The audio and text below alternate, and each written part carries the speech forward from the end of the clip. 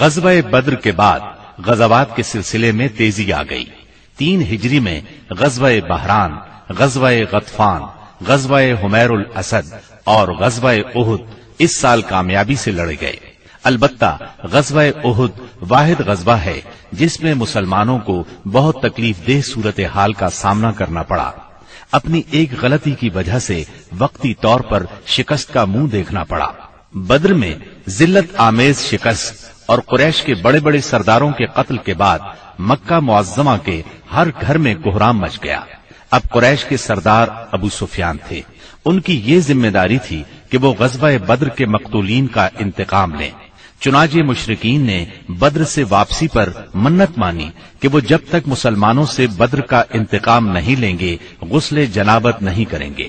ایک روز ابو جہل کا بیٹا اکرمہ مقتولین کے رشتہ داروں کو ساتھ لے کر ابو سفیان کے پاس گیا اور کہا، محمد نے ہماری قوم کو فنا کر دیا ہے، اب ہم نے تہیہ کر لیا ہے کہ مسلمانوں کا نام صفحہ ہستی سے حرف غلط کی طرح مٹا کر دم لیں گے۔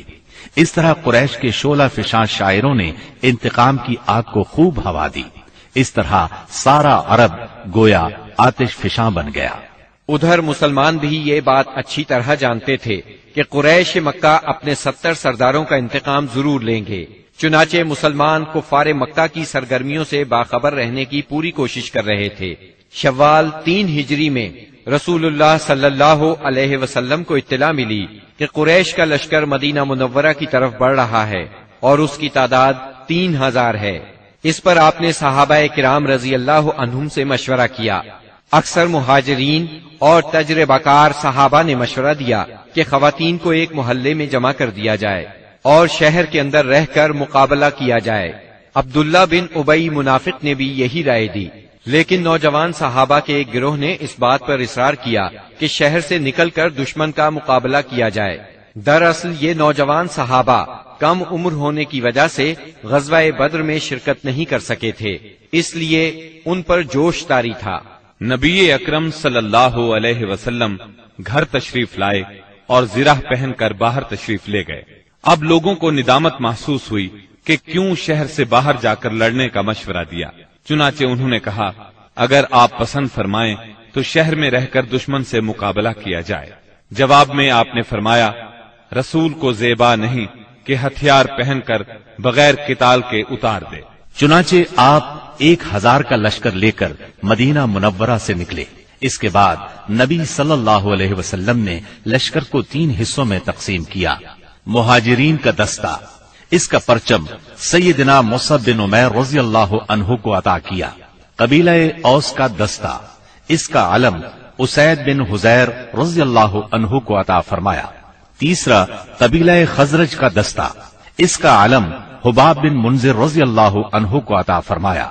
پورا لشکر 1000 مردان جنگی پر مشتمل تھا، جن میں 100 زرہ پوش اور 50 شاہ سوار تھے۔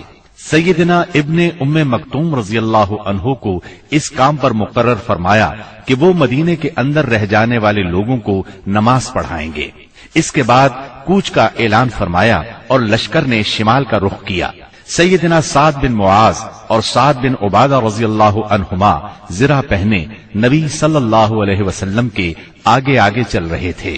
رات احد اور مدینے کے درمیان بسر کی۔ طلوع فجر سے کچھ پہلے آپ پھر چل پڑے اور مقام شوط پہنچ کر نماز فجر ادا کی۔ اسی جگہ سے عبداللہ بن ابی منافق اپنے 300 ساتھیوں کے ساتھ الگ ہو گیا۔ اس نے یہ کہتے ہوئے مدینہ منورہ کا رخ کیا، آپ نے ہماری رائے کو کوئی اہمیت نہیں دی، اس لیے ہم واپس جاتے ہیں۔ اس بغاوت اور واپسی کے بعد رسول اللہ صلی اللہ علیہ وسلم نے باقی ماندہ لشکر کو لے کر، جس کی تعداد 700 تھی، دشمن کی طرف قدم بڑھایا۔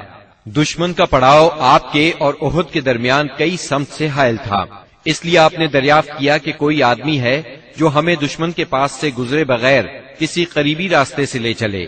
اس کے جواب میں ابو خیثمہ رضی اللہ عنہ نے عرض کیا، یا رسول اللہ، میں اس خدمت کے لیے حاضر ہوں۔ پھر انہوں نے ایک مختصر راستہ اختیار کیا۔ وہاں پہنچ کر نبی کریم صلی اللہ علیہ وسلم نے آگے بڑھ کر وادی کے آخری سرے پر واقع احد پہاڑ کی گھاٹی میں نزول فرمایا اور وہیں اپنے لشکر کا کیمپ لگوایا۔ سامنے مدینہ تھا اور پیچھے احد کا پہاڑ۔ اس طرح دشمن کا لشکر مسلمانوں اور مدینے کے درمیان حد فاصل بن گیا۔ یہاں پہنچ کر رسول اللہ صلی اللہ علیہ وسلم نے لشکر کی ترتیب و تنظیم قائم کی اور جنگی نقطۂ نظر سے اسے کئی صفوں میں تقسیم فرمایا۔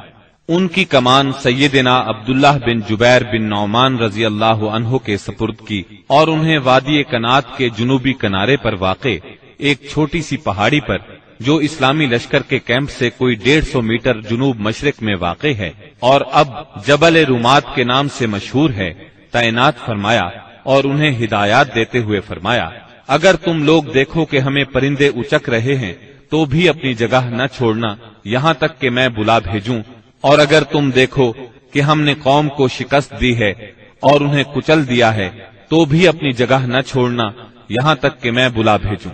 باقی لشکر کی ترتیب یہ تھی، دائیں جانب والے لشکر پر سیدنا منذر بن عمرو مقرر تھے اور بائیں جانب والے لشکر پر زبیر بن عوام اور ان کا معاون سیدنا مقداد بن اسود کو بنایا گیا۔ سیدنا زبیر کو یہ مہم بھی سونپی گئی کہ وہ خالد بن ولید کے شاہ سواروں کی راہ روکے رکھیں۔